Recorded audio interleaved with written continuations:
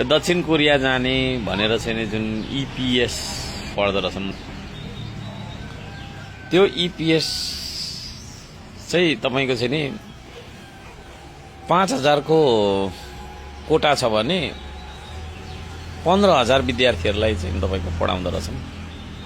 अनि त्यो जाँच हैन दिएर परीक्षा पास गरिसकेपछि पनि ती मान्छेले लाँदैन रहेछन्। अनि कति वर्षसम्म पढाएर तिनीहरूको त्यो अब डेट अफ भयो फेरि अर्को गर भन्ने हिसाबले चाहिँ भन्दा रहेछन्। र त्यसरी पीडित भएका मान्छेहरू म कहाँ आउने गर्छन् र धेरै फाइलहरू पनि दिनुभएको छ उहाँहरूले। सरकारले यस्ता कुराहरूमा ध्यान दियोस् है। खालि सुकुम्बासी गएको छ, सुकुम्बासीको बस्तीमा गएर झगडा गरिबस्नुभन्दा यस्ता विषयहरूमा पनि ध्यान दियोस्।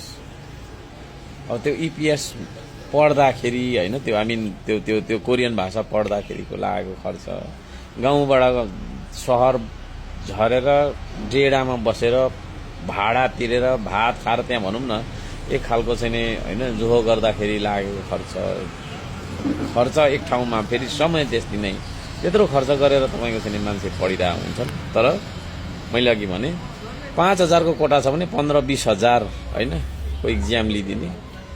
त्यसले गर्दा चाहिँ के भयो त भन्दाखेरि जति हो त्यति मात्रै गर्ने के। अब कोटा फुल भयो ल भन्ने हिसाबले चाहिँ जानुपर्ने हो। अब यो के भा हो यो विषयमा सम्बन्धित निकायले श्रम मन्त्रालयले ध्यान दियोस्। त्यो भन्न चाहन्छु नेपाल सरकारले विषयमा ध्यान दिएर यो ठगिएका मान्छेहरूलाई चाहिँ क्षतिपूर्ति राहत दिने काम गरोस् यो सल्लाह दिन चाहन्छु। इपिएस पीडितहरूको लागि काम गर्नुपर्छ।